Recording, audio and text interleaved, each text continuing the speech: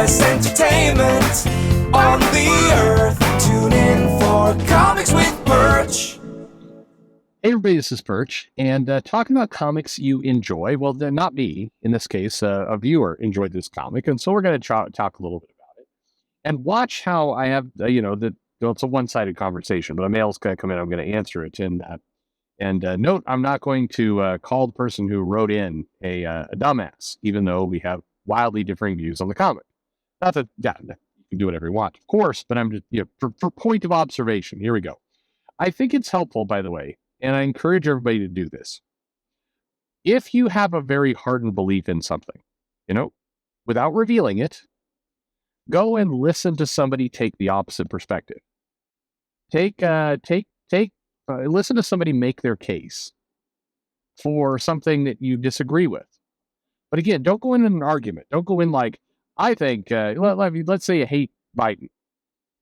And you think about Biden every day. For whatever reason, you're really concerned about Biden and everything Biden's doing screwed up. It is helpful to your brain, to your soul, to your mind.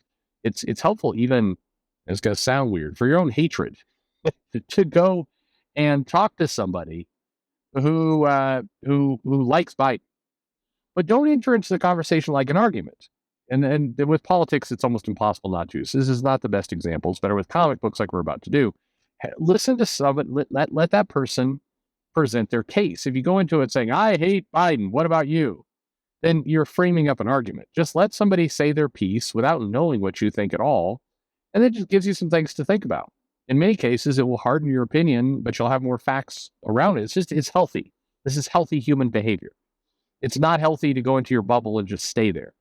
I've told this to comic writers and editors constantly as well. Like, rather than just hang out with each other, go seek out a fan, somebody who doesn't know what you look like, which is easy because none of you are celebrities, and just go and put it this way. If you're Tom King, you could go into a comic store and hang out there for a while and just get opinions on your work without people knowing who you are.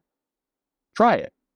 It could be interesting. I don't know. It could be flattering. You never know what you're going to get. It's a good human thing to do. Anyway, this mail says, hey, Perch, I just wanted to follow up with you regarding the X-Terminators mini-series. I watched your video about the series coming out about 6 months ago, but never saw anything afterwards. I did do a video about it. He's not kind. I could have missed it, though. You're a content machine. Less so now. Down to 2 videos a day, and in about a week or 2 will be 1 video a day, and then eventually, every now and then a video, and then I'll just kind of, fade out the door. Nobody will know I'm gone. Anyway, back to the mail. It says, anyway, I wanted to say that I really enjoyed the series for what it was. A fun, silly book that put together a bunch of unlikely characters under the premise of a girl's night out gone bad. It wasn't tied to any specific continuity, so you could just drop it in wherever we, the reader, felt it fit. The art and the colors were great and added to the book's fun atmosphere. Am I going to complain that it was leaning a bit more to the sexier side? Hell no. This is half the reason I picked it up in the first place. But in the rare case where the interior art was consistently better than the cover art, in my opinion, I was very happy to have Carlos Gomez on art duties for this book. Traditional comics haven't been for kids for a while, and having the big two start to straddle the sexy line has made me enjoy comics that much more. For me, X-Terminators is a fun, nonsense book that nobody needed to read, but should have for all the reasons why comics are great. Okay. Okay, I didn't like the book. I didn't like X-Terminators. However, here's the interesting part. I first of all, I appreciate that you wrote in, and you will find that we can have a good civil conversation, even share a beer wherever together. Based on the way you spell color, though, I'm guessing you're not in this country. But anyway, I wanted to say that, what's funny is this mail and kind of how you're describing the book is, I agree with almost everything you're doing. It was a silly book. I didn't find it fun, but it was silly. I like the premise. Not, like I said, not everything has to be the world is ending, multiverse is collapsing. It could just be kind of a girl's night out gone bad. Not bad. It wasn't tied to specific continuity, but it had enough continuity that the characters, the characters were not completely divergent from kind of their current state. Now, I do think the characters' personalities were divergent. I mean, that was one of the things. I think Dazzler was written a bit off. Boom Boom was okay. Jubilee was written super off for me, and X-23 Laura / Wolverine felt really, really off. Along with the it's Vero clock sluts. I don't know. It just didn't read like those characters. But okay. But I did appreciate that it was just a contained little adventure. You could drop it in where you see fit. I'm down with that. I agree that the art is great in that book. The art is good. I think Carlos Gomez did a great job. Coloring was spot on. It's nice to see. I mean, definitely. And this is what Leah Williams manages to produce. The book definitely leaned toward the sexier side. He said the women were busty. All that stuff was decent. The the whole PP boy stuff was. I mean, hey, look. Well, we'll get to that in a second. But I see nothing wrong with books, not being for kids. They don't all have to be for kids for sure. Something that leans a little bit more adult. One of the challenges I had with this book, and I had many. So I, as I mentioned, I didn't like it. I wish I would have. I would have rather liked it. I like some of these classic X-Men characters. I do. I don't know. I have a soft spot in my heart somewhere for Boom Boom. I don't know why. But there were lots of bits about it that should have been better for me that weren't. It was a nonsense book. I didn't like it. So why did I not like it? Well, for one, the character seemed off. Like I said, I couldn't quite get that around. And two, and this sounds like such a little, like a pathetic little quibble, and I can appreciate it, but I couldn't get my head around it. It felt like the book was trying to be adult, but wasn't. It was like it was pretending to be adult. It's like a PG-13 horror movie. I don't mind the characters swearing in books, but when you have all the words bleeped out, and then the bleeping out was kind of seemed to be used for effect more than actual dialogue. It seemed like the joke there was in how the characters were talking and communicating, as opposed to that it was built for adults and they were censoring the certain words. It was off, in my opinion. I did find I don't know, the characters just didn't completely act like themselves. I did this video a while back mentioning it. Some of the jokes there were bantered about the X-Slack, and as a way to kind of piss off certain portions of the fan base. There was a legitimate thing that was done. And so when you have Boom Boom out there going, "Hey, pee boy, you just want to watch girls pee," I don't know.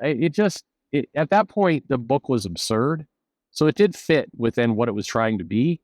It just wasn't anything I was on board to really read. So it just the other thing I'll say, and I imagine most of you will disagree with this, if the X lineup was stronger, if there was some books, I mean, to me, I think some of these comedy grindhouse types bits, like what this book was trying to be, I think if it was, sitting alongside a bunch of serious books actually trying to get stuff done, I would have appreciated it more. But the fact that all the books are kind of this silly nonsense type plot, it takes away from even the books that are leaning in harder to this. So the problem is none of the X books, with maybe sort of, kind of, the Beast in X-Force feels threatening. By and large, most of the books are going for cheap jokes and gags. And I mean, even the stuff with the Brood, like the Brood at one point, this terminal killing machine that is going and kind of massacring, galaxies.